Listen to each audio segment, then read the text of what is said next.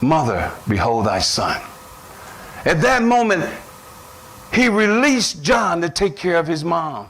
In his last saying, he didn't leave his mom high and dry when she didn't have no one to take care of her, no one to look out for her, no one to help her along after Joseph, her husband, is dead. He didn't leave his mom like that. He left his mom with somebody that he knew he could trust. He knew he could trust John to take care of his mother. And so he made that declaration at his final words.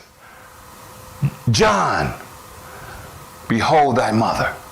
Take care of her. Provide for her.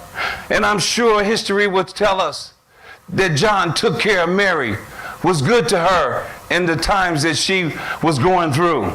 Which I'm reminded of my mom, who I love and who is precious to me, that I must take care of.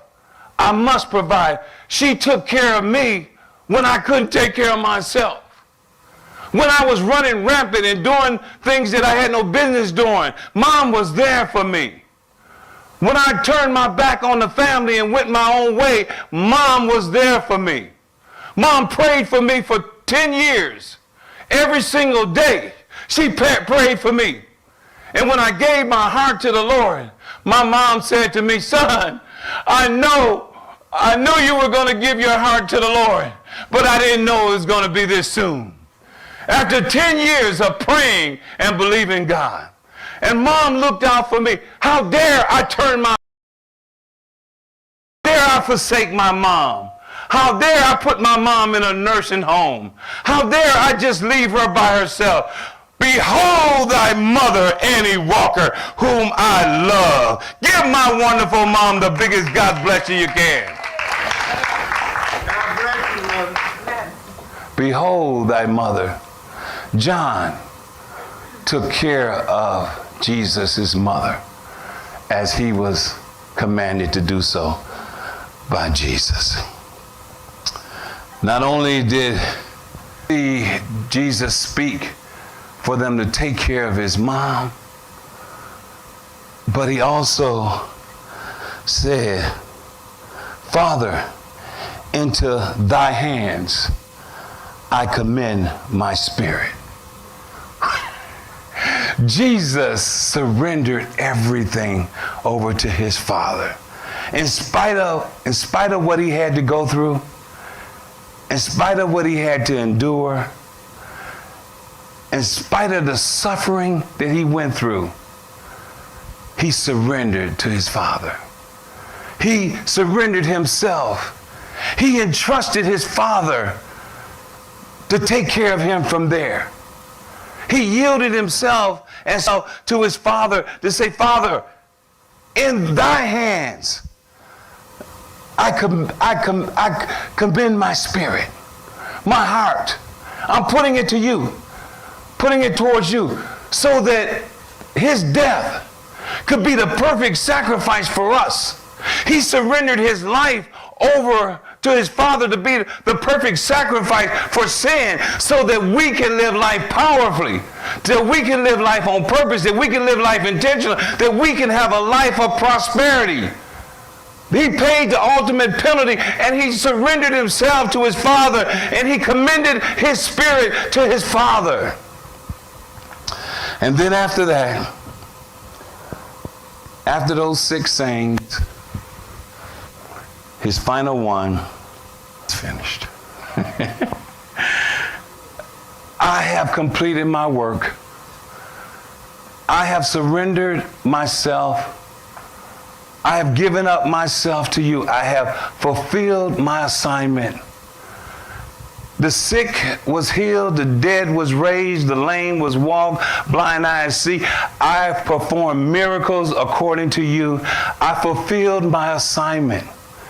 And now it's finished. I'm committing myself to you to be the sacrifice for the world. It's finished. I did my job. I fulfilled my purpose. I fulfilled my assignment. And now I'm ready to be laid to rest. And Jesus was laid to rest but that was because it was Friday. But I'm here to tell you, Sundays are coming. Friday is those hours of the dark moments of time when Jesus was on that cross. It was Friday. But Sunday, when those Roman soldiers beat him on Friday, but Sundays are coming. When he was mishandled on Friday, Sundays are coming. When he was abused and mishandled and mistreated on Friday, difficult times because it was Friday. But I want you to know Sunday is coming. After those who are tied up, those who are in bondage, those that the enemy had captured, I'm going down to hell and loose them and set them free. I'm going to preach a revival down to hell and share with them the good news of Jesus Christ, where they didn't know that I was no longer dead, but I'm going to let the world know, the underground know that I'm alive. I'm going down with the keys, and I'm going to unlock their life, and I'm going to set them free. And he came up with all power and all authority. I got to touch the nail prints in his hand. It's no way the room with the rest, where they were in the room all together. I want you to know, Jesus walked through that room, and Thomas saw him, and Thomas didn't touch his nail because he said, oh Lord, my God, the kingdom of God gave them power over the powers of the enemy. Talk to them about the good news of how they can win the world for Christ. He shared with them about the kingdom and how powerful the kingdom of God was. And he wanted to make sure, I don't want you to think that I'm a figment of your imagination. I don't want you to think I'm not real. Fix me a fish sandwich because I'm getting ready to eat some fish with you today. You're going to see me eat.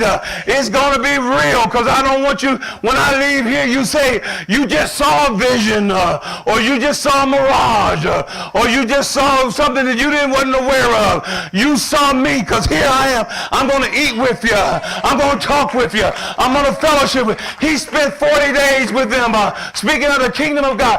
There was over 500 folk that saw him alive. The witnesses saw him alive, because now it's Sunday. No longer is it Friday. It's Sunday. You might have hard times on Friday, but my God, you hold on. Sundays are coming. As Jesus had difficult times on Friday, it couldn't hold him down. Sunday are coming. He had difficult times and problems and issues with the Roman soldiers, but that's because it was Friday. Sunday came and he became victorious. He became strong and mighty and bold for the kingdom of God, and ministered life unto his disciples, whom they got empowered and went forth doing great things for the glory of God. Can you clap those hands and give God praise? That's what happens when you surrender. Yeah. He surrendered. So on Friday, know when life is dealing you a lemon, put some sugar in it and make lemonade.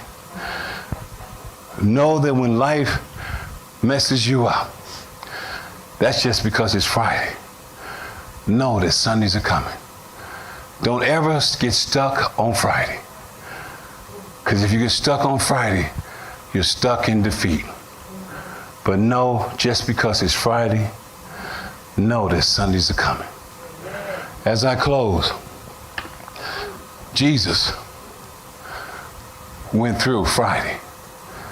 Jesus, in his last sayings, shared his last words. And we know those words today to be the most powerful words that he said. After those Roman soldiers mishandled him, he said, it's finished. I've done my work. I fulfilled my task. I want you to be able to say, I've done my work. When God called you, I finished my course. I completed my assignment. And even though I went through some Fridays, Sunday came and brought me out of my situation.